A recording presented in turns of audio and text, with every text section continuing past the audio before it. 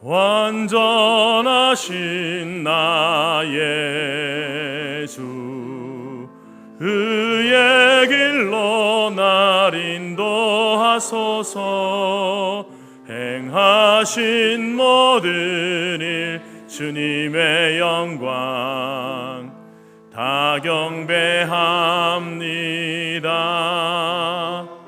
예배합니다. 찬양합니다. 주님만 날 다스리소서. 예배합니다. 찬양합니다. 주님 홀로 높임 바.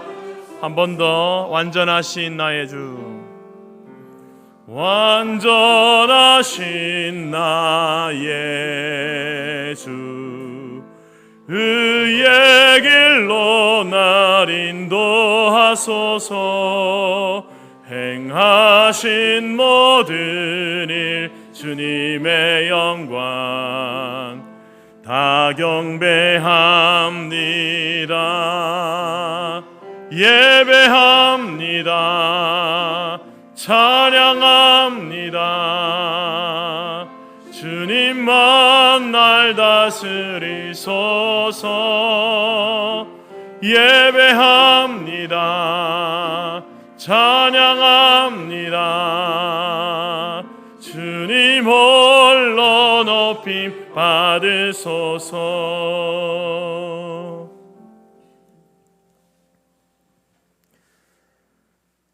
왕이신 나의 하나님이여, 내가 주를 높이고 영원히 주의 이름을 송축하리이다. 여호와께서는 자기에게 간구하는 모든 자, 곧 진실하게 간구하는 모든 자에게 가까이 하시는도다. 그는 자기를 경외하는 자들의 소원을 이루시며 또 그들의 부르짖음을 들으사 구원하시리로다.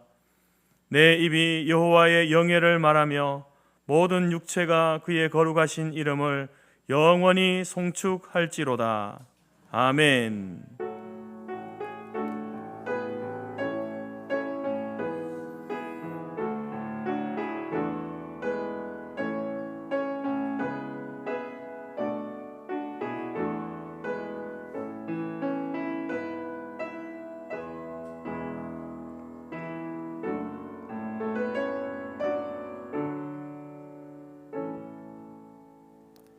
시간 우리 사도신경으로 신앙을 고백하는데, 우리 기독교인들은 예배 드릴 때마다 이런 신앙 고백을 합니다. 앞에 화면에 있으니까 또 보시고 읽으시면서 그대로 따라해 주시면 되겠습니다. 함께 사도신경 신앙 고백합니다. 나는 전능하신 아버지 하나님, 천지의 창조주를 믿습니다. 나는 그의 유일하신 아들 우리 주 예수 그리스도를 믿습니다. 그는 성령으로 잉태되어 동정녀 마리아에게서 나시고 본디오 빌라도에게 고난을 받아 십자가에 못 박혀 죽으시고 장사된 지 사흘 만에 죽은 자 가운데서 다시 살아나셨으며 하늘에 오르시어 전능하신 아버지 하나님 우편에 앉아 계시다가 거기로부터 살아있는 자와 죽은 자를 심판하러 오십니다.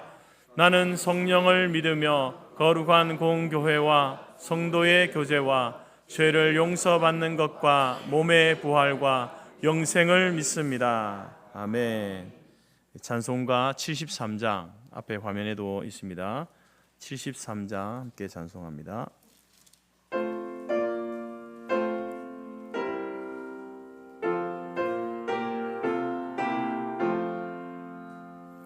내 눈을 들어 두루 살피리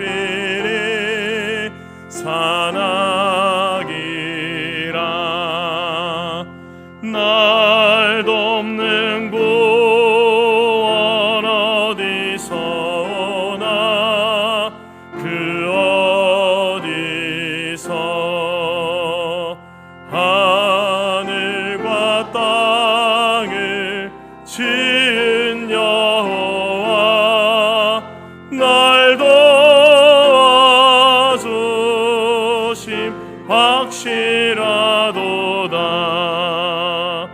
주께 주께서 나의 가는 곳마다 지키시며 졸지도 않고 깨어 계셔서 늘 지키네.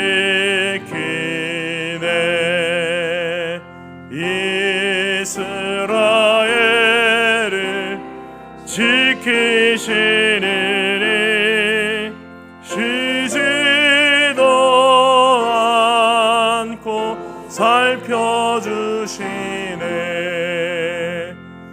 여호와 나의 보호자시니 늘 지키며 오른팔 들어 보호하시고 그늘 되네.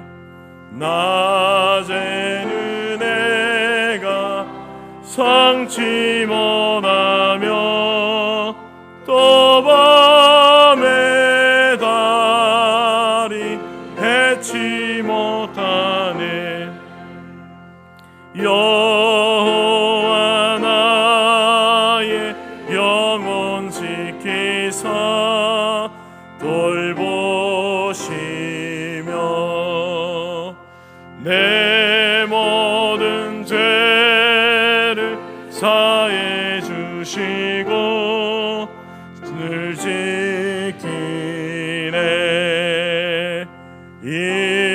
이제로부터 영원 무궁히 주 너의 조리 지켜주시리. 아멘.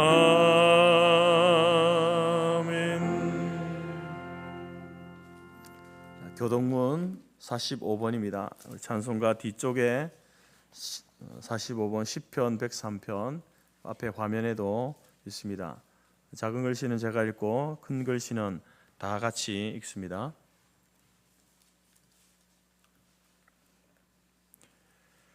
내 영혼아 여호와를 송축하라.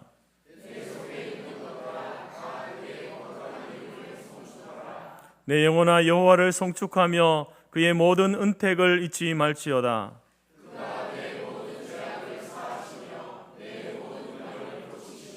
내 생명을 파멸해서 속량하시고 인자와 긍휼로 관을 씌우시며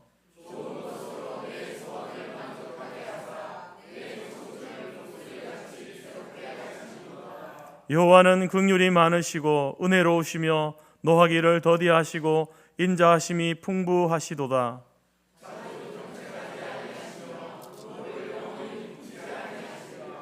우리의 죄를 따라 우리를 처벌하지는 아니하시며 우리의 죄악을 따라 우리에게 그대로 갚지는 아니하셨으니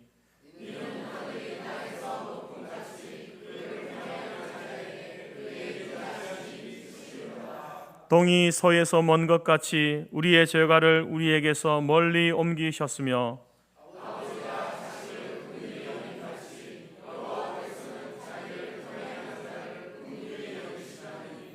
이는 그가 우리의 체질을 아시며 우리가 단지 먼지뿐임을 기억하심이로다. 아멘.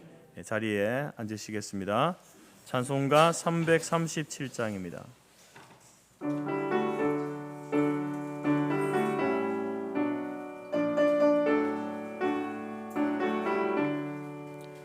내 모든 시험 무거운 짐을 주 예수 앞에 아뢰이면 근심에 쌓인 날 돌아보사 내 근심 모두 맡으시네. 무거운 짐을 나 홀로 지고 견디다 못해 쓰러질 때 불쌍히 여겨 구원해 주리. 은혜의 주님 오직 예수.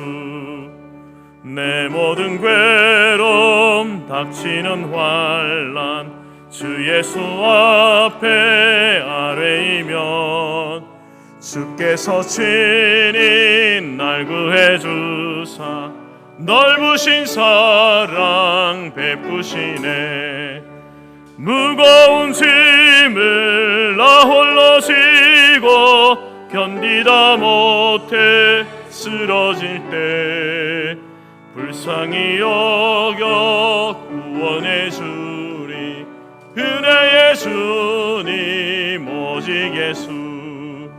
내 짐이 점점 무거워질 때 주 예수 앞에 아뢰이면 주께서 친히 날 구해 주사 내 대신 짐을 져주시네. 무거운 짐을 나 홀로 지고 견디다 못해 쓰러질 때 불쌍히 여겨 구원해 주리. 은혜의 주님 오직 예수. 마음의 시험 무서운 죄를 주 예수 앞에 아뢰이면 예수는 나의 능력이 되사 세상을 이길 힘 주시네. 무거운 짐을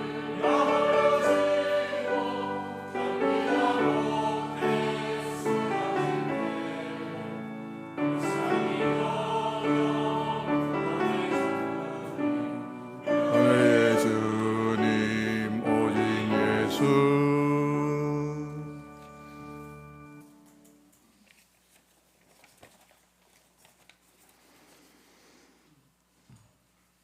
지금까지 우리를 도우신 에베네셀의 하나님, 지금 이 순간도 우리와 동행하시는 임마누엘의 하나님, 지금 이후로도 우리에게 가장 좋은 것으로 예배하시는 여호와 이레의 하나님, 오늘 주님의 자녀들을 이 자리에 부르셔서 2025년 새 생명 축제 예배를 드리게 하신 주님의 선하심과 인자하심을 찬양합니다.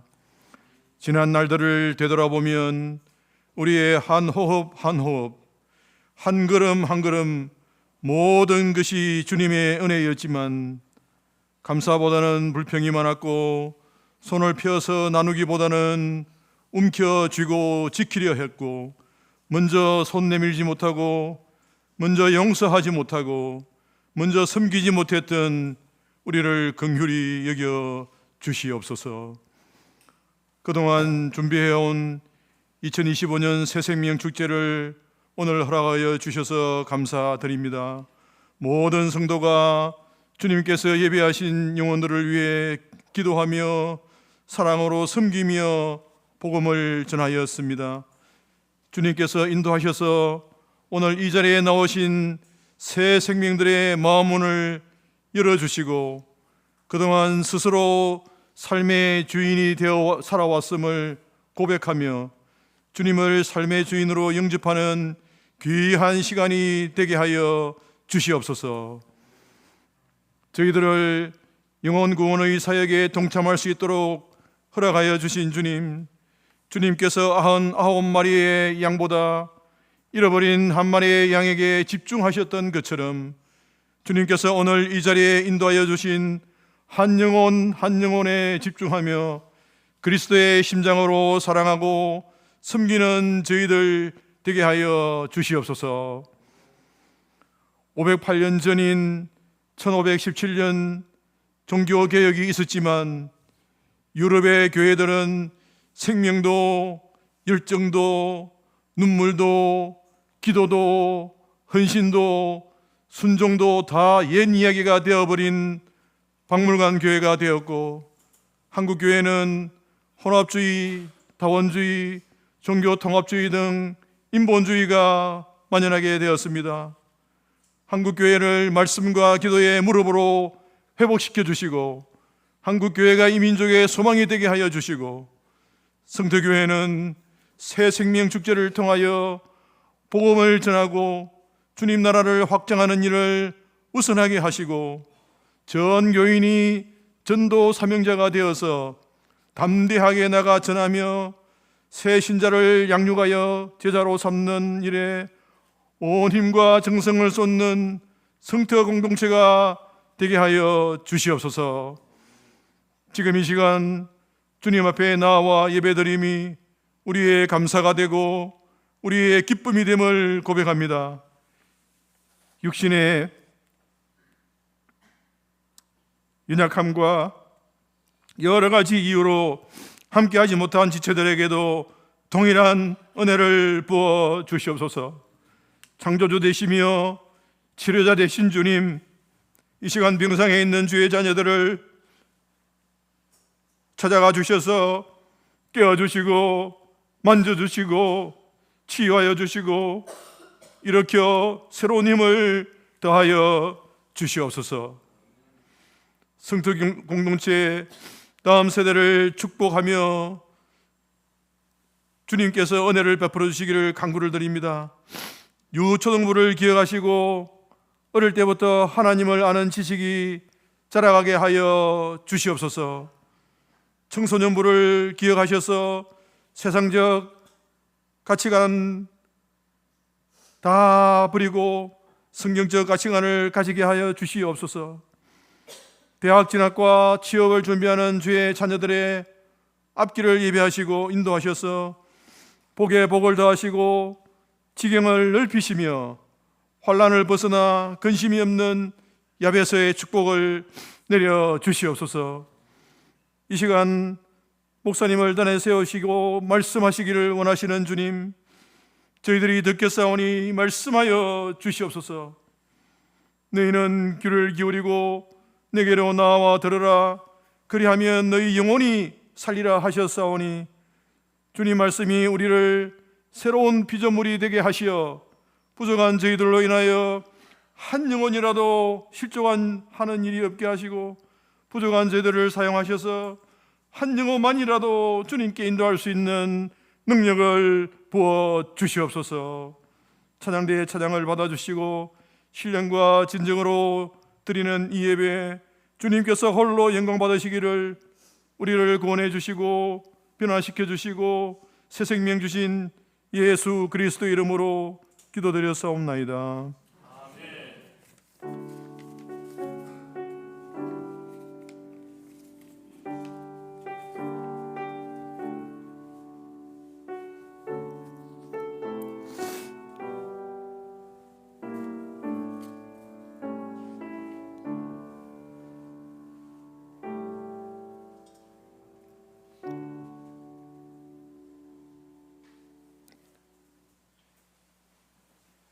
네, 교회 소식 전하겠습니다. 하나님은 영이시니 예배하는 자가 영과 진리로 예배할지니라. 주님의 이름으로 환영하고 축복합니다. 전후 좌우 서로 인사하겠습니다. 자, 예배에 잘 오셨습니다.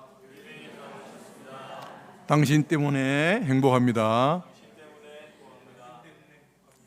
감사합니다. 오늘은 새생명 축제 주일입니다. 인생의 참된 행복을 위하여 하나님 앞에 나오신 분들을 축복하며 환영합니다. 오늘 여러분들의 발걸음이 하나님과의 새로운 출발이 되시기를 바랍니다.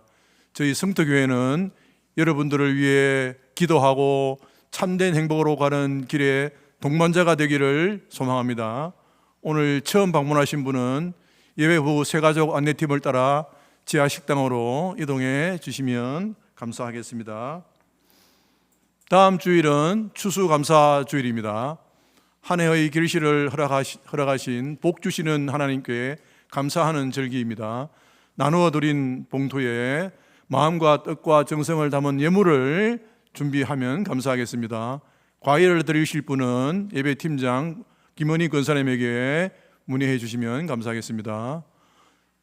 다가오는 주일, 오는 주일 11시 연합예배로 드리고요, 오후 2시에 교회 주변 이웃들에게 작은 사랑의 나눔을 진행하오니 함께 동참해 주시기 바랍니다. 다음 주 식사 봉사에는 권사회, 설거지는 장로회가 섬겨주시면 감사하겠습니다. 2025년 수능고사가 11월 13일 다음 주 목요일에 있네요.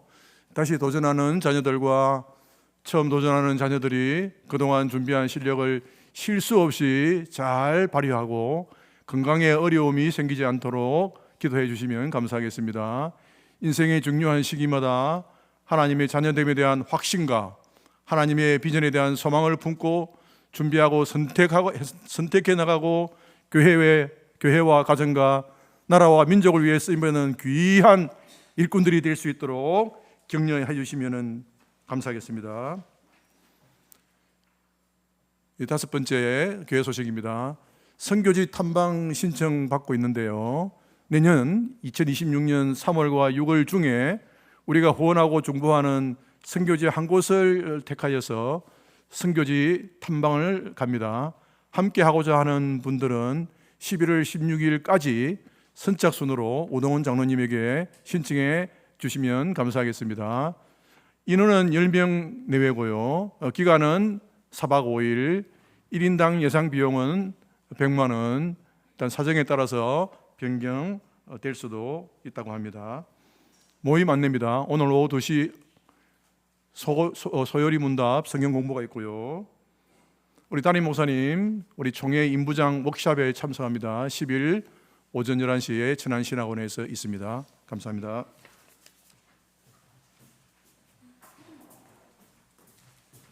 찬송가 328장 찬양하면서 준비한 예물을 드리겠습니다. 오늘 처음 오신 분들은 부담 갖지 않고 하지 않으셔도 상관없습니다.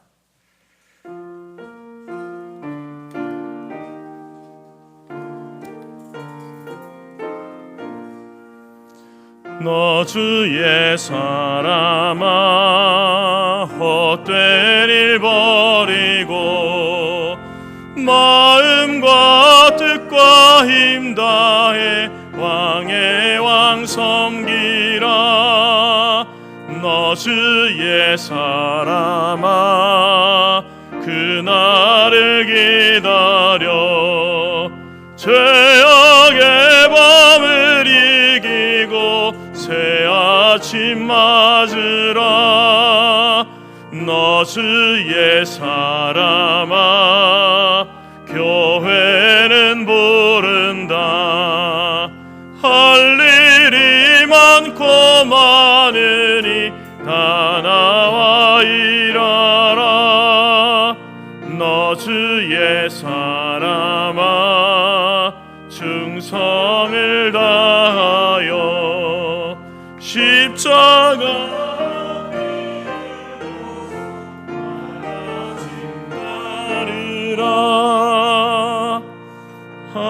아멘. 기도하겠습니다. 하나님 감사합니다. 오늘도 복된 날 주셔서 이 맑고 청명한 가을에 또 저희들의 발걸음을 주의 몸된 교회로 옮겨 하나님을 예배하는 자리에 이르게 하신 것 너무나 감사합니다. 우리의 인생을 지으신 창조주 하나님 앞에 피조물된 우리 모두가 그 하나님을 높이며 예배하는 이 자리가 하나님 우리의 영혼과 우리의 육체에 반드시 필요한 일임을 주여 우리로 알게 하여 주옵소서. 하나님을 만나고 하나님께서 주시는 복과 은혜 가운데 살아가는 것이 얼마나 좋은 것인지 우리가 이 시간들을 통하여서 다시 경험하게 하시고 우리의 삶의 자리에서도 동일한 하나님의 은혜로 살아가는 주의 성도들이 다 될 수 있도록 인도하여 주옵소서. 특별히 오늘 새생명 축제 주일을 맞이하면서 또 본교회로 보내어주신 우리 생명들, 영혼들 있습니다.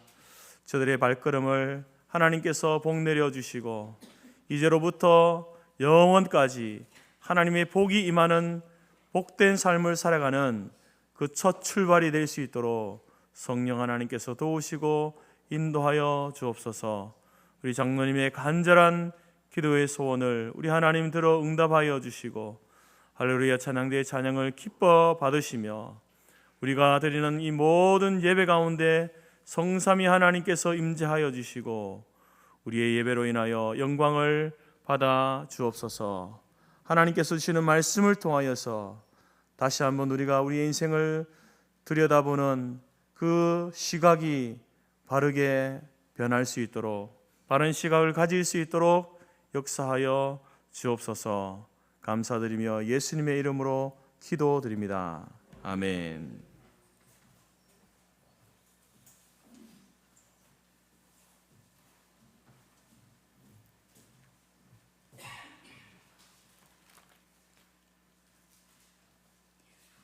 하나님이 우리에게 주신 말씀은 누가복음 15장 11절에서 24절까지이며 신약 121페이지입니다. 앞 화면에도 있습니다. 또 이르시되 어떤 사람에게 두 아들이 있는데 그 둘째가 아버지께 말하되 아버지여 재산 중에서 내게 돌아올 분깃을 내게 주소서 하는지라. 아버지가 그 살림을 각각 나누어 주었더니 그 후 며칠이 안 되어 둘째 아들이 재물을 다 모아가지고 먼 나라에 가 거기서 허랑방탕하여 그 재산을 낭비하더니 다 없앤 후 그 나라에 크게 흉년이 들어 그가 비로소 궁핍한지라. 가서 그 나라 백성 중 한 사람에게 붙여 사니 그가 그를 들로 보내어 돼지를 치게 하였는데 그가 돼지 먹는 쥐업 열매로 배를 채우고자 하되 주는 자가 없는지라. 이에 스스로 돌이켜 이르되 내 아버지에게는 양식이 풍족한 품꾼이 얼마나 많은가. 나는 여기서 주려 죽는구나. 내가 일어나 아버지께 가서 이르기를 아버지 내가 하늘과 아버지께 죄를 지었사오니 지금부터는 아버지의 아들이라 일컬음을 감당하지 못하겠나이다. 나를 품꾼의 하나로 보소서 하리라 하고 이에 일어나서 아버지께로 돌아가니라. 아직도 거리가 먼데 아버지가 그를 보고 측은히 여겨 달려가 목을 안고 입을 맞추니 아들이 이르되 아버지 내가 하늘과 아버지께 죄를 지었사오니 지금부터는 아버지의 아들이라 일컬음을 감당하지 못하겠나이다 하나 아버지는 종들에게 이르되 제일 좋은 옷을 내어다가 입히고 손에 가락지를 끼우고 발에 신을 신기라. 그리고 살찐 송아지를 끌어다가 잡으라. 우리가 먹고 즐기자. 이 내 아들은 죽었다가 다시 살아났으며 내가 잃었다가 다시 얻었노라 하니 그들이 즐거워하더라. 아멘.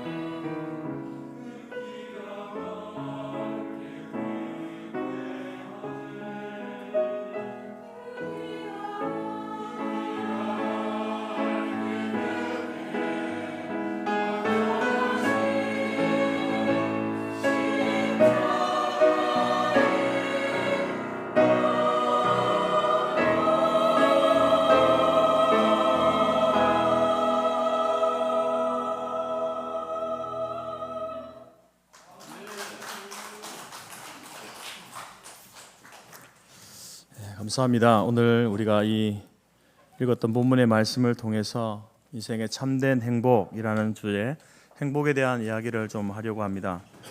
사람은 누구나 행복하기를 원합니다. 행복하게 살기를 원하지 않습니까? 그래서 그 행복을 찾아서 행복을 쫓아갑니다. 그 사람이 쫓아가는 행복에는 여러 종류의 행복이 있습니다. 내가 참 행복하다.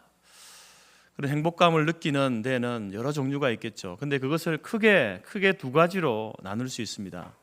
첫 번째는 소유에서 오는 행복입니다. 내년에 여러분들이 사업을 하는데 많은 돈을 벌고 또 더 좋은 집, 넓은 집으로 이사를 가고 또 여러분들이 공부를 하는 데 있어서 지식을 계속해서 쌓고 얻어가는 거기서 오는 행복감이 있지 않습니까? 기쁨이 있죠. 또한 또 하나의 행복은 이제 관계에서 오는 행복입니다. 가족들 간에 사랑이 넘치는 좋은 어떤 가족들, 직장에서 이웃에서 동료들과 좋은 관계를 이루어갈 때에 거기서 얻게 되어지는 행복. 그래서 우리 인생을 살아가면서 이제 소유가 주는 행복과 그리고 관계가 주는 이 행복을 우리가 찾고 구하면서 살아갑니다. 그리고 특별히 또 일정 부분 우리가 살면서 이런 행복을 느끼죠. 경험합니다. 소유를 추구하며 살아갈 때에도 그것이 이제 주는 기쁨을, 행복을 느끼고 또 관계를 추구하며 살아갈 때에도 그 관계를 통해서 얻게 되어지는 그런 기쁨들이, 행복이 있습니다. 근데 이 행복이 어떤 종류의 행복이든지 그것이 계속해서 이렇게 지속적으로 되어지고 또 이렇게 상승을 하면서 더 많은 행복을 얻게 되어지고 그것이 인생이면 얼마나 좋겠습니까? 그렇게 살아가면 부러울 게 없겠죠. 그런데 인생이라는 것이 그런 행복을 추구하며 또 행복을 느끼면서 살지만 그 가운데 소위 불행이라는 것이 찾아옵니다. 근데 아이러니한 것은 그 불행을 가져주는 그것도 소유를 통해서 불행이 오고요. 관계를 통해서 불행이 온다라는 겁니다.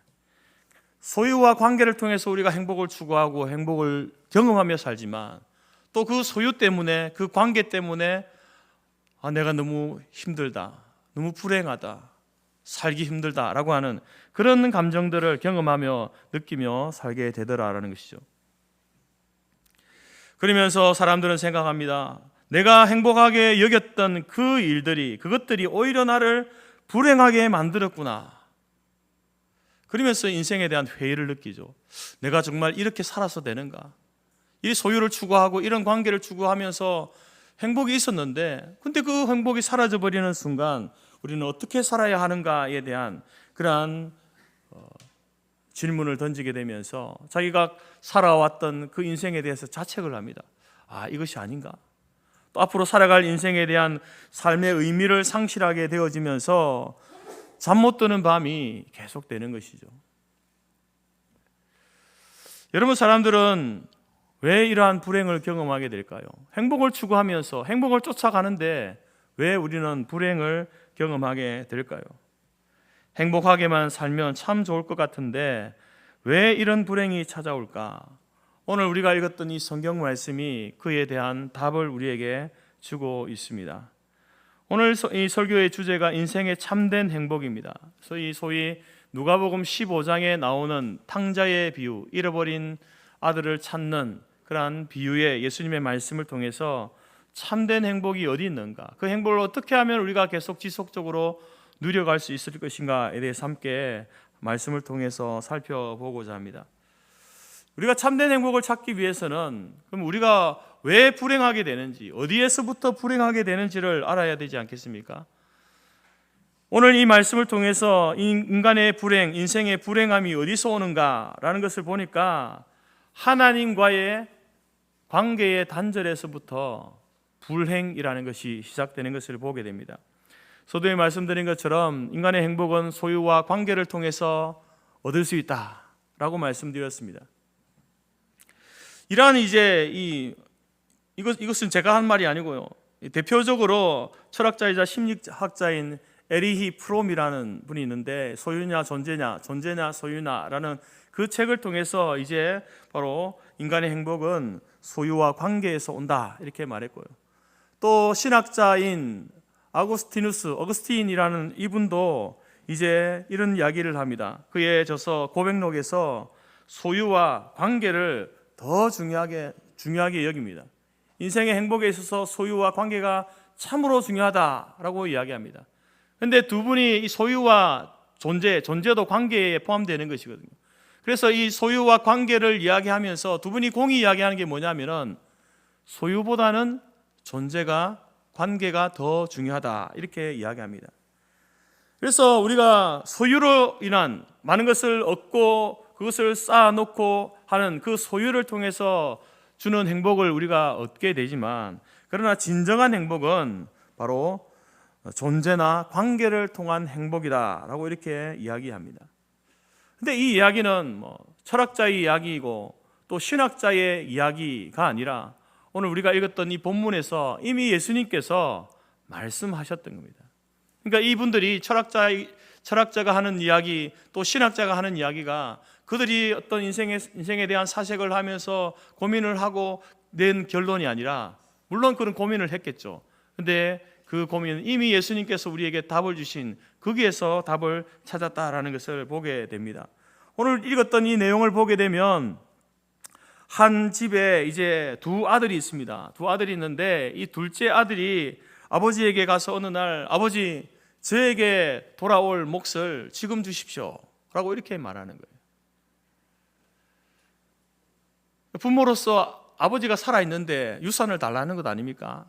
어처구니 없는 아들의 모습을 보았지만 그럼에도 이 아버지는 이제 그 아들에게 재산을 나눠주는데 그 아들만 아니라 첫째 아들에게도 각각 아들에게 재산을 나누어주게 됩니다. 둘째 아들이 아버지에게 가서 그것을 요구한 것은 이제 내가 아버지를 벗어나서 내가 진정한 자유를 꿈꾸고 간섭이 없는 세상, 내 마음대로 사는 그러한 인생을 살고 싶다.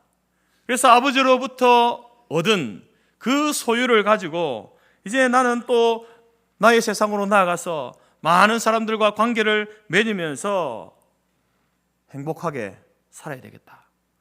자기 자신만의 행복을 꿈꾸면서 아버지에게 이런 요구를 했습니다. 속이 아프고 마음이 쓰리지만 아버지는 그것을 들어주었죠. 그래서 이 아들은 먼 곳으로 가서 이제 아버지의 간섭 없는 곳에서 살게 되는데, 처음에는요 그가 생각하고 꿈꾸었던 아버지로부터 받은 그 돈과 그리고 그 돈으로 인하여서 자기를 따르는 많은 친구들과 자기가 원하고 생각하는 것들이 그것을 통해서 다 이루어져 가는 것을 경험하면서, 이야, 인생 이렇게 살아야지, 참 행복하다, 안 되는 게 없구나, 일종의 행복을 느끼면서 살게 되어집니다. 그 행복이 계속 지속되면 좋겠는데, 근데 시간이 흐르면서 이 아들이 재산을 탕진하게 됩니다. 오늘 보면서 허랑방탕하게 허비하게 되어집니다. 그가 가지고 있던 재물이 점점 없어지니까 그 재물 때문에 관계를 맺었던 친구들도 하나둘씩 떠나가게 되는 거예요. 관계가 깨어지고 떠나게 됩니다. 더 이상 자기가 생각하던 생각대로, 자기가 하던 말대로 되는 일이 없어지게 됩니다. 급기야 하루 먹을 음식조차 없어서 굶게 되어지는 일이 생기면서 어느 집에 품꾼으로, 종으로 들어가게 됩니다. 종으로 들어가서 돼지를 치는 일을 하게 되는데 거기에서도 먹을 것이 나지 않습니다. 돼지가 먹는 쥐염 열매, 돼지 밥조차도 그것도 얻지 못해서 굶는 날들이 많아지게 됩니다. 여러분, 돈이 떨어지니까 자기가 그동안 이것이 행복이구나, 이렇게 살아야지라고 했던 그 모든 것들이 안개처럼 사라져버리는 것을 경험하게 되어집니다. 소위 불행이 찾아온 거죠. 불행이 찾아온, 소유와 관계 때문에 행복하다고 생각했는데 근데 그 소유와 관계 때문에 불행을 경험하게 되는 것입니다. 예수님께서는 이것을 이제 비유로, 실제 있는 이야기는 아니고요, 비유의 말씀을 하셨습니다. 비유로 말씀하셨죠.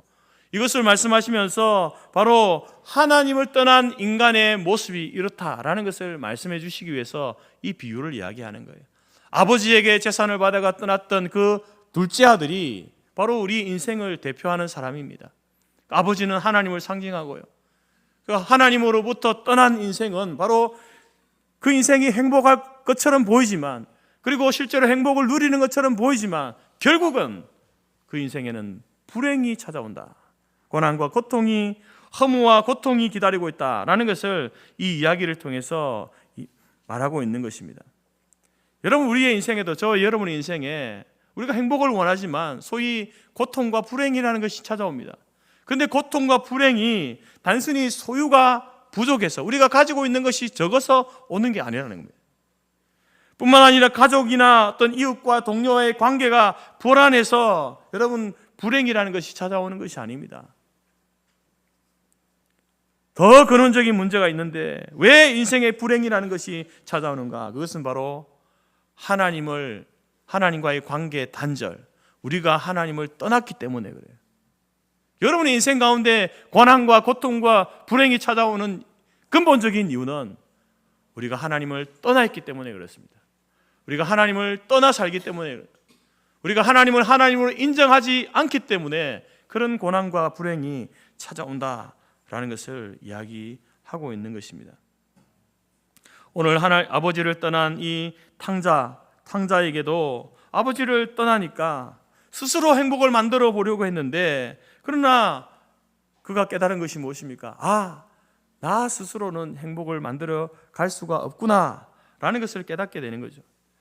여러분, 우리도 이 땅에 태어나서 이 행복을 추구하고 살아갑니다. 그런데 여러분, 우리가 행복을 추구하고 살아가지만 하나님을 떠나서는요, 참된 행복을 누릴 수 없는 거예요. 잠시 잠깐 누리는 것은 누구나 다 누리는 거예요. 여러분, 그것을 가지고 행복이라고 말하면 안 되죠.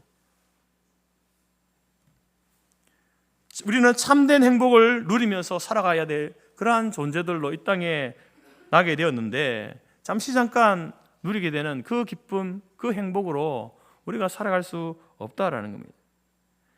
에릭 프롬은 그래서 이런 말을 합니다. 사람은 사랑받지 못해서가 아니라 사랑의 근원을 잃어버려서 불행하다, 이렇게 말했습니다.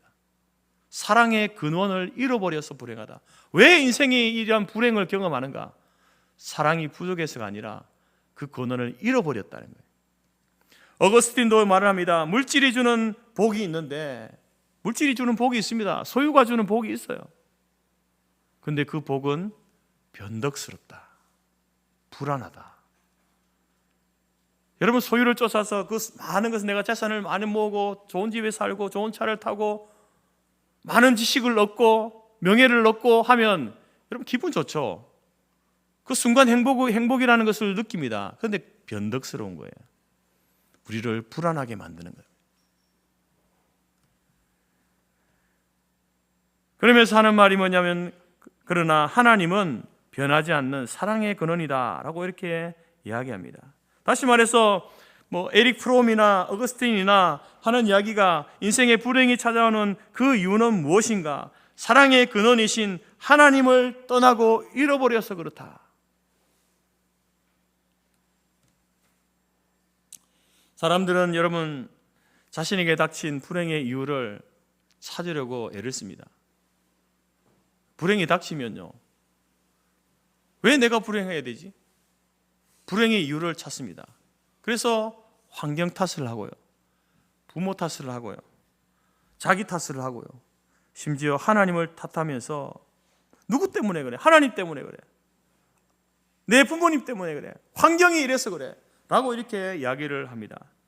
그런데 오늘 예수님께서 말씀하시는 이 비유의 이야기를 통해서 볼 때에 우리의 인생에 찾아오는 모든 비극과 불행과 고통과 고난은 다른 누구 때문이 아니에요. 환경 때문이 아니라는 겁니다. 내가 하나님을 떠났기 때문에 그 불행이 찾아왔다라는 거죠. 여러분, 우리는 이것을, 예수님께서 말씀하신 이 말씀을 통해서 이 사실을 우리가 인정하고 고백해야 되는 거예요. 인생의 불행이라는 것이 내가 하나님을 떠나 있었기 때문에 그렇구나, 내가 하나님을 모른다 하고 살았기 때문에 그렇구나, 그래서 내 인생에 이러한 불행이 찾아왔구나 라는 것을 여러분, 예수님께서는 우리에게 말씀해 주고 있습니다. 그러면 여러분, 우리는 어떻게 하면 그 불행을 벗어날 수 있습니까? 어떻게 불행을 극복할 수 있을까요? 불행을 물리치고 다시 행복의 길로 나설 수 있겠습니까? 너무나 쉬운 방법이다. 다시 하나님께로 돌아가면 되는 거예요. 여러분, 그 다음 이야기를 통해서 바로 이제 이 불행을 경험한 이 아들이요, 다시 행복을 찾아서 결단하는 내용이 나오게 됩니다. 오늘 우리 성경에서는 이 집 나간 이 아들을 보통 탕자라고 부릅니다. 이 탕자가 이제 그 불행을 통하여서 경험한 것이 있습니다. 깨달은 것이 있습니다. 자기가 이제 아무 소유를 다 잃어버리고 관계도 다 깨어져 버리고 이제 한 집에 가서 종살이를 하면서 있어 보니까 그제서야 생각이 난 거예요. 아, 우리 아버지 집에도 품꾼으로 일하는 사람이 많은데 나도 지금 여기에서 이 타향에서 내가 종으로 품꾼으로 일하고 있는데 일하고 있으면서도 먹을 것이 없구나. 그런데 우리 아버지 집에 있는 그 품꾼은 나와 똑같은 품꾼이지만 그 집에는 먹을 것이 많구나. 내가 차라리 아버지 집에 가서 품꾼으로 종으로 살더라도 내가 아버지 집에 가야 되겠다. 이걸 깨달았게 된 거예요. 그래서 그는 결심을 합니다. 내가 일어나서 이제 아버지께로 가리라. 여러분, 그 과정을, 성경은 그 과정을 이야기하지 않습니다. 아마도 이 아들은 이제 그 결심을 하고 빈털터리가 되어서 꾀죄죄하게 가는 것 아닙니까? 가면서 수많은 갈등이 일어났을 거예요. 가면 아버지가 받아주실까? 사람들이 뭐라고 할까? 자존심 상하는데 가지 말까? 그냥 차라리 여기서 살까? 수많은 갈등을 겪으면서 이제 그래도 한 걸음 한 걸음 집을 향해서, 아버지가 계신 그 집을 향해서 나아가게 됩니다. 그리고 드디어 아버지가 계신 집에 도착했을 때에 그 동구밖에 도착했는데 여러분, 놀라운 장면이 펼쳐지죠. 아버지는요, 멀리서 보고 있다가 자기 아들이 오는 것을 알고 달려와서 목을 끌어안고 입을 맞추고 옷을 입히고 가락지를 끼고 잔치를 벌여주는 거예요. 이 아버지는 그 아들이 유산을 받아가지고 나간 그 순간부터 아버지는요, 아들을 기다린 거예요. 아들을 기다린 거예요. 매일매일 기다리고 있었습니다. 여러분, 그 아버지가 아들을 기다리는, 그렇기 때문에 여러분, 그 아들이 이제 나올까 저제 나올까, 그의 눈은요 항상 대문을 향해 있고 마을 밖 동구 밖을 향해 있는, 아들이 오늘이라 오지 않을까. 그래서 저기 멀리서 오는 터벅터벅 걸어오는, 오다가 되돌아섰다가 오다가 되돌아섰다 하는 그 모습을 보면서 야, 아들이구나 라고 그래서 뛰어와서 아들을 맞이하는 것 아니겠습니까? 여러분, 이 장면을 통해서 예수님께서는 무엇을 이야기하고 싶으냐면, 하나님께서는 지금 하나님을 떠난 우리를 기다리고 계시는 거예요. 하나님을 떠난 그 순간부터 저와 여러분들을 하나님은 기다리고 계세요. 근데 그 기다림이요, 그 기다림을 통하여서 하나님의 사랑을 우리에게 보여주고 있는 거예요. 하나님을 향해서 등을 다시 하나님을 향해서 우리의 발걸음을 옮기기만 하면 하나님께서는 언제든지 우리를 맞이할 준비를 하고 계시는 그러한 분이심을 보여주고 있습니다. 여러분, 이 아들이 그 아버지에게 나와서 이제 고백하는 고백을 보게 되어지면 다시 아버지 집으로 돌아오지 않습니까? 근데 그 아버지 집으로 돌아온다는 것은 우리가 하나님께로 다시 되돌아간다라는 그러한 의미를 품고 있는데, 이것은 단지 우리가 아버지를, 하나님을 떠나서 불행을 경험하게 되어서 그것에 대한 후회, 그런 감정이 아닙니다. 그가 아버지에게 고백하는 고백이 무엇입니까? 아버지, 내가 하늘과 아버지께 죄를 지었습니다. 단순히 후회해서 내 삶의 선택에 내가 잘못했구나, 후회해서 돌아온 게 아니에요. 그 선택이 하나님 앞에서 뭐라는 거예요? 죄라는 거예요. 내가 하나님을 떠난 것, 아버지를 등지고 아버지와의 관계를 끊어버리고 살아간 그 삶이 죄라고 이야기합니다. 죄. 여러분, 우리는 하나님을 모른 채 살아갔던 인생들이에요. 하나님을 등졌던 인생입니다. 그런 인생들을 향해서 성경은요, 그래서 모든 사람은 다 죄인이다 이런 이야기합니다. 내가 죄를 안 지었는데, 내 도덕적으로 내가 지은 죄가 뭐가 있어, 이렇게 말하는데, 성경에서 말하는 죄는 그 도덕적인 죄를 이야기하는 게 아니에요. 나를 지으시고 나를 창조하신 그 하나님을 모른 채 살아가는 것, 그 하나님을 더 적극적으로 부인하고 거부하며 살아가는 것, 하나님을 믿다가도 하나님을 떠나버린 그러한 삶을 살아가는 그것을 죄라고 이야기하는 거예요. 그 죄 때문에 하나님과의 관계가 끊어져 버리는 겁니다. 그러나 이제 이 아들에게는요, 다시 하나님께로, 아버지께로 오잖아요. 하나님께로 돌아오는 거예요. 아, 내가 하나님 앞에 죄를 지어서 내 인생 가운데 이런 불행, 고난, 고통이 찾아왔구나. 이 불행을 끊어버리기 위해서 내가 어떻게 할까? 그래, 아버지 집으로 가야지. 하나님께로 돌아가야지. 그래서 돌아서는 그 발걸음이요, 이 아들에게서는 그가 이전에 경험했던 그 아픈 모든 불행을 끊어내는 첫 걸음이 되는 거예요.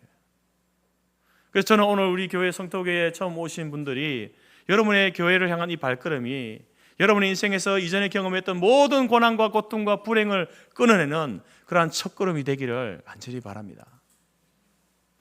그런데 여러분, 단순히 교회만 한번 왔다고 해서 이제 나는 내 인생의 불행은 다 없어지고 오늘 우리 이 성토교회 목사가 이야기했으니까 내 인생에도 다시 행복이 찾아올 거야 라고 여러분 생각하시면 안 됩니다.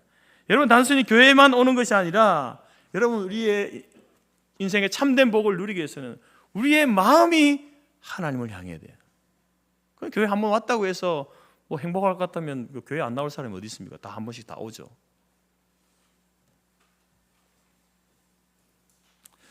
저는 이 집 앞에서, 집 동구박 문 앞에서 그 아들을 기다리는 아버지의 이 모습을 보면서 이런 생각을 해봤습니다. 하나님도 이처럼 우리를 기다리고 계시는데 그 기다리는 동안 아들은 저기 타지에서 막 죽을 고생을 하잖아요, 그죠? 우리도 하나님을 떠난 인생이어서 하나님을 떠나버렸기 때문에 우리도 수많은 고난과 고통과 불행을 경험합니다. 그런데 하나님은 우리를 기다리시는 거예요. 아버지는 기다리고 있는 거예요. 그 모습을 보면서 아버지가 아들을 기다리지 말고 그 고생할 걸 뻔히 알면서 그냥 그 아들을 기다리는 그 마음을 가지고 사람을 사고 돈을 사용해 가지고 직접 찾으러 가면 되지 않나? 그럼 좀 더 빨리 찾을 수 있지 않을까? 이것저것 수소문을 해가지고 어디로 갔는지, 어떤 형편에 있는지를 수소문해서 빨리 가서 아들을 찾아서 데려오면 될 것인데 왜 집 앞에서만 기다렸을까? 왜 아들이 그냥 돌아오기만 그렇게 기다리고 있었을까? 이런 생각을 해봤습니다. 여러분, 저는 그 질문을 저에게 던지면서 왜 하나님께서는 우리를 이렇게 찾아와서 우리가 하나님을 떠났잖아요. 그래서 불행을 경험합니다. 부모로서 자식이 여러분 불행을 경험하면 부모의 마음이 어떻습니까? 아프잖아요. 그러면은 부모가 그 자식 있는 곳에 가서 멱살을 잡고 목도리를 잡고 이렇게 끌고라도 와서 행복하도록 해주고 싶은 것이 부모의 마음 아니겠습니까? 하나님도 그런 마음일 텐데 왜 그렇게 하지 않았을까? 저는 그 이유를요, 우리의 인간의 죄된 본성에서 그 이유를 저는 찾을 수 있었습니다. 만약에 아버지가 사람을 써서 돈을 써서 아들을 허랑방탕하게 살고 있는, 그리고 자기가 불행을 경험하고 있는 그 아들을 찾아가지고 멱살을 잡아가지고 끌고 왔다고 한번 생각해 보십시오. 순순히 따라왔겠습니까? 집으로 데려온다고 해도 그 집에서 다시 살아갈 수 있었을까요? 제가 생각할 때는 제가 만약에 그런 아들이었으면요, 순순히 따라오려고 하지 않았을 겁니다. 왜? 자존심 있잖아요. 그리고 또 어떻습니까? 다시 집을 떠나는 거예요. 다시 도망갈 겁니다. 자기가 잘못했다는 건 알아요. 자기의 그 삶이 어렵고 힘들었다는 건 알지만 그러나 거기에 못 있는 거예요. 강압적으로 부모님이 나를 이끌어서 이렇게 할 때는요, 동의가 안 되니까 아직 동의가 안 되는 거거든요.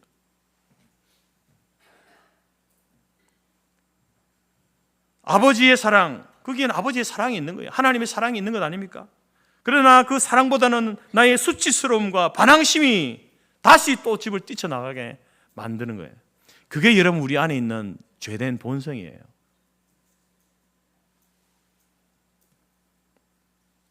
하나님께서 하나님을 떠나 불행을 경험하고 있는 우리들을, 하나님이 강압적으로 우리를 찾아와서 우리를 강압적으로 끌고 가지 않는 이유도 여기에 있는 겁니다. 그래서 하나님은요, 아버지와 같이 이제나 저제나 기다리고 있는 거예요. 그 인생을 통해서 경험하는 그 불행을 통하여서 네가 너의 시선을 아버지에게로, 하나님께로 돌리기를 원한다. 기다리고 있는 거예요. 기다리고 계신 거예요. 그래서 그 불행을 경험하는 인생이 스스로 걸음을 돌이켜서 하나님 앞에 나오기를 원하시는 거죠. 예수님은 그 이야기를 하고 있는 겁니다. 그리고 지금도 하나님께서는요, 저와 여러분을 그렇게 기다리고 계십니다.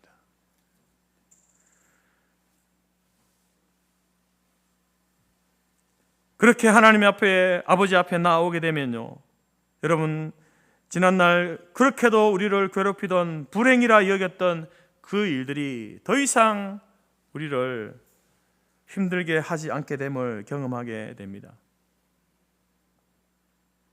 소위 말해서 교회에 나와도요, 예수 믿고 하나님을 믿는다, 이제 오늘부터 내가 이제 성서교회 왔으니까 하나님 믿겠습니다, 그렇게 한번 살아보겠습니다, 이렇게 한다고 해도 여전히 우리에게는 소유의 문제가 생기고요, 관계의 문제가 생깁니다. 그렇지만 여러분, 우리가 하나님께로 돌아와서 살아가는 인생 가운데 여전히 소유의 문제가 있고 관계의 문제가 있을지라도 그것은요, 우리를 조금 불편하게 만드는 일이 될 뿐이지 우리를 불행하게 하지는 못합니다. 그게 달라지는 거예요.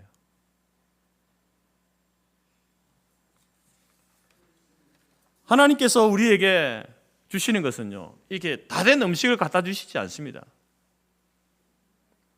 하나님께서는 우리를 부르셔서 하나님 안에 살아가는 인생을 통하여서 하나님이 예비하신 것들을 우리로 누리게 하시는 거예요.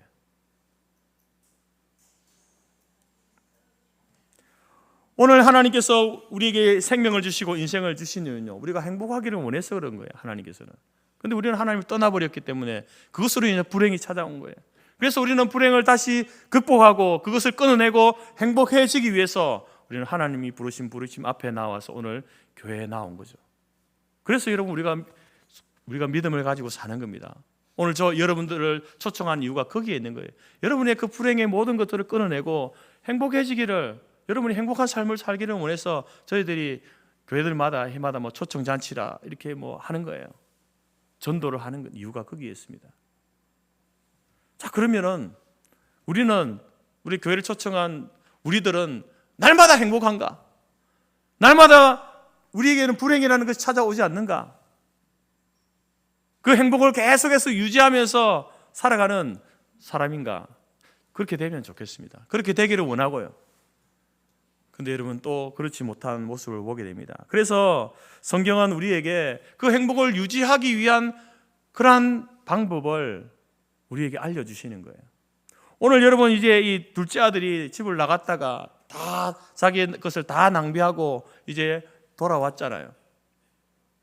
아버지는 너무나 기뻐서 아들을 반기고 옷을 입히고 가락지를 끼우고 사람들을 불러다가 잔치를 벌여. 이 내 아들은 죽었다가 다시 살아났습니다.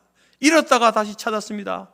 여러분, 저와 저의 기쁨에 함께 기뻐해 주십시오. 사람들을 초청해서 잔치를 벌이는 거예요.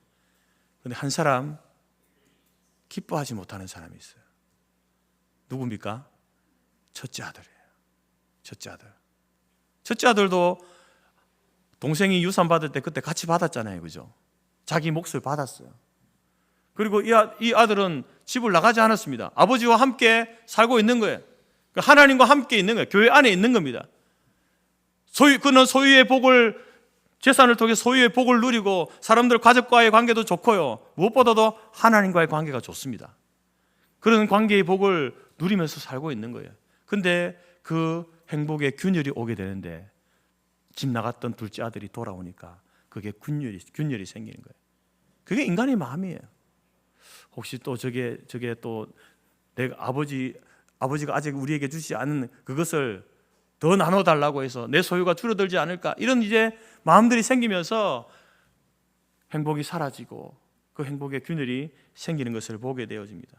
그러면서 그가 누리던 그 행복이 점점 퇴색되면서 자기 안에 불행이라는 것을 경험합니다. 아버지와 함께 있는데도요, 불행이라는 것을 경험하는 거예요. 그래서 여러분, 성경은 이러한 것이 인생이기 때문에, 그럼 우리가 하나님께서는 우리가 행복하기를 원하시고 그 행복을 우리에게 주시는 분인데, 근데 그것을 스스로 깨어버리는 것이 우리고, 그 행복을 누리는 자리에 있으면서도 그 행복의 균열을 가져오는 존재가 우리인데, 그 행복을 어떻게 유지할 수 있을 것인가를 성경이 이야기하는데, 그것을 이렇게 이야기합니다. 잠언 말씀에서 뭐라고 하냐면, 여호와를 경외하는 것이 지식의 근본이다. 전도서 말씀에서는요, 하나님을 경외하고 그의 명령을 지킬지어다, 이것이 사람의 본분이니라. 여기서 하나님을 경외한다라는 이 표현을 통해서, 하나님을 경외할 때에 하나님께서 우리에게 주시는 그 행복을요, 계속해서 유지해 갈 수 있다, 이 말을 하는 겁니다. 여러분 행복하기를 원하십니까? 여러분 안에 있는 그 불행을 끊어내기를 원하십니까? 하나님께로 나오십시오. 그 행복을 계속해서 유지해 가기를 원하십니까? 그러면요, 하나님을 경외하는 삶을 살아야 되는 거예요. 여러분, 인생의 참된 행복은요, 소유에서 오지 않습니다. 소유가 주는 복은, 기쁨이 있지만 참된 행복은 소유에서 오지 않습니다. 소유보다는 관계가 더 중요한 거예요.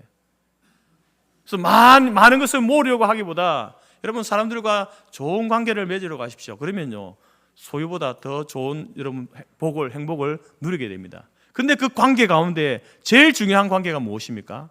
가족과의 관계도 중요하고요, 친구와의 관계도 중요합니다. 그 관계를 잘 세워가야 되지 않습니까? 중요합니다. 그러나 그 관계 제일 중요한 게 뭡니까? 하나님과의 관계예요. 하나님과의 관계가 깨어지면요, 다른 사람과의 관계도 깨어집니다. 소유에도 문제가 생기는 거예요. 다른 데 다 문제가 생기는 겁니다.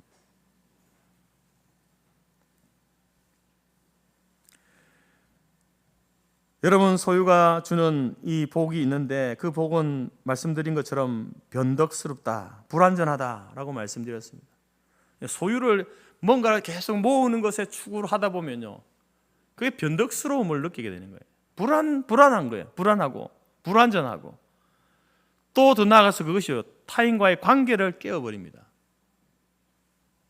단절시키고요. 그러나 하나님을 경외하는 자, 하나님을 경외함으로 살아가는 사람은요, 오히려 그 하나님을 경외함으로 인해서 타인과의 관계가 회복되어지고 내 안에 내적 평화와 영원한 기쁨을 누리게 되면서 여러분, 하나님 주시는 그 행복을, 소유와 관계를 통해서 주시는 그 복을 계속해서 유지하며 살아갈 수 있게 되는 거예요. 사랑하는 성도 여러분, 오늘 이 예수님께서 비유로 하신 이 탕자의 비유의 이야기는요, 그냥 한 아들이, 못된 아들이 아버지에게 재산 받아가 나가 살다가 다 탕진하고 돌아와서 아버지께 돌아와가지고 그나마 이제 제대로 인생을 살았다, 이런 이야기로 끝나지 않습니다. 그 아들이 그랬구나, 그런 아들이 있었구나, 못된 아들이 있었구나, 이렇게 끝나지 않습니다. 이 이야기는요, 뭘 이야기하냐면 오늘 저와 여러분의 이야기예요. 예수님께서 왜 이 이야기를 하시냐면 우리가 그렇다는 거예요. 우리도 하나님을 떠나서 불행 가운데 살았던 인생인데, 여전히 우리를 기다리시고 우리를 품에 안으시는 그 하나님이 우리를 기다리고 계신다.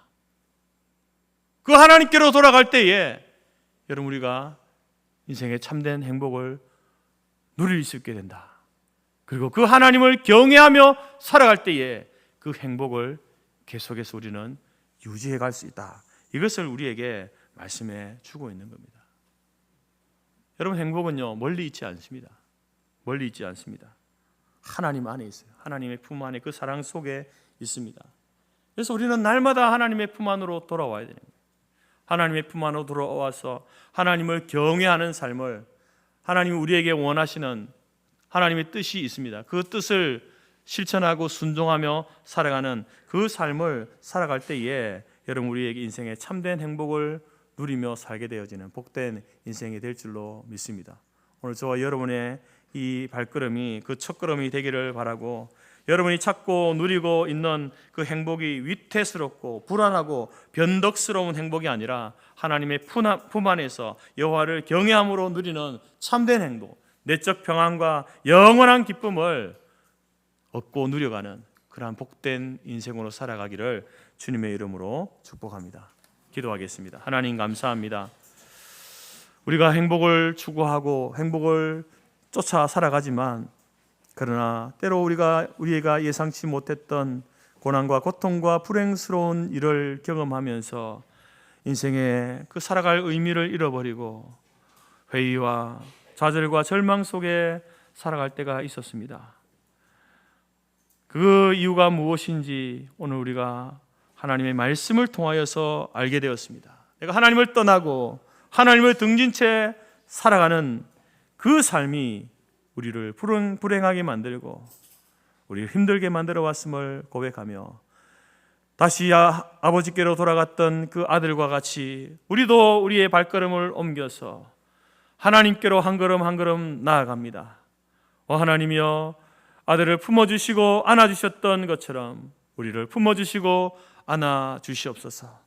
우리가 이제 하나님으로부터 얻게 될 이 행복을 다시는 잃어버리지 않기 위하여서 이제는 하나님의 말씀에 순종하며 하나님을 경외하며 살아가는 복된 삶을, 행복을 누리는 삶을 살아갈 수 있도록 오늘 이 성토교회를 향한 이 발걸음이 그 첫걸음이 되게 하시고 그 시작이 출발이 될 수 있도록 하나님 우리를 도우시고 인도하여 주옵소서. 예수님의 이름으로 기도드립니다. 아멘. 찬송가 532장입니다.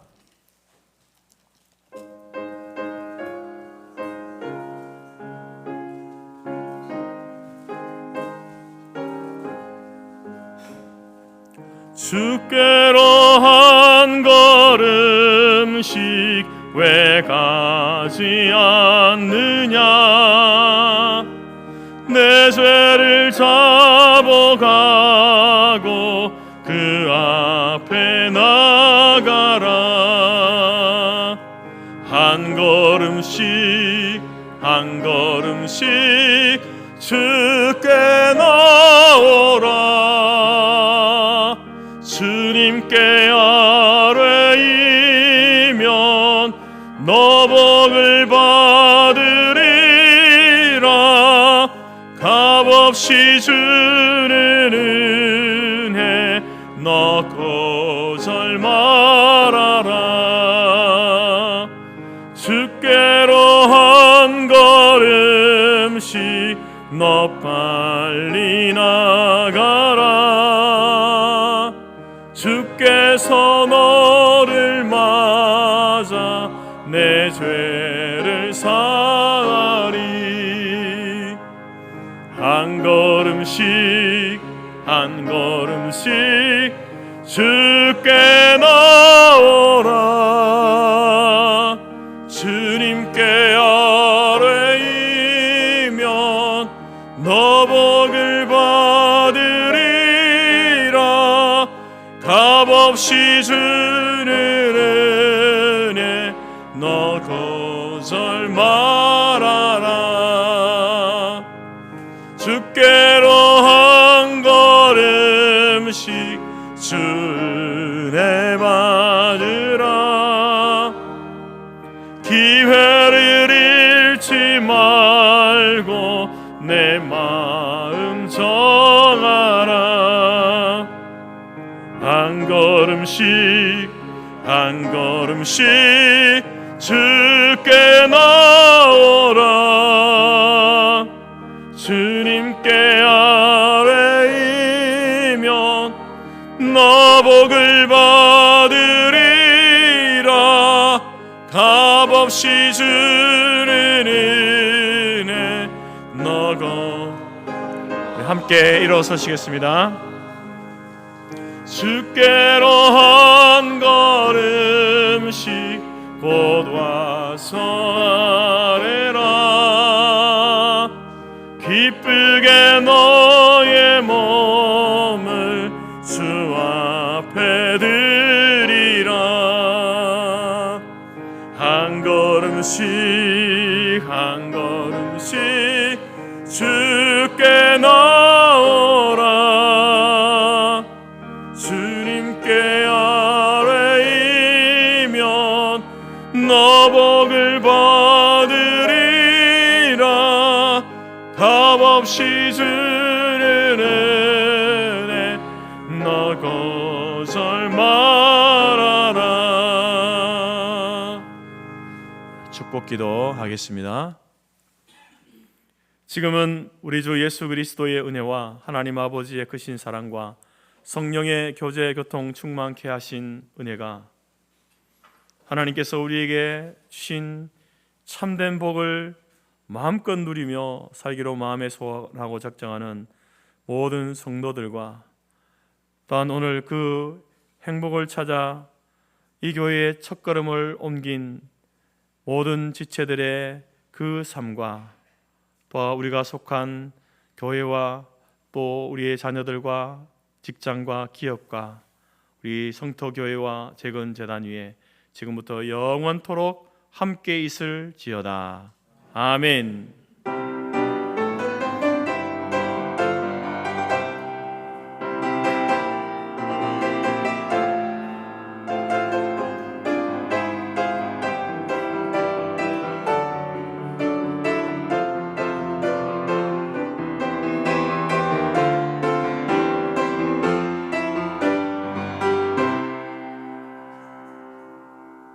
예배를 마쳤습니다. 우리 또 오신 분 내려가셔서 같이 식사 교제 나누시면 좋겠습니다.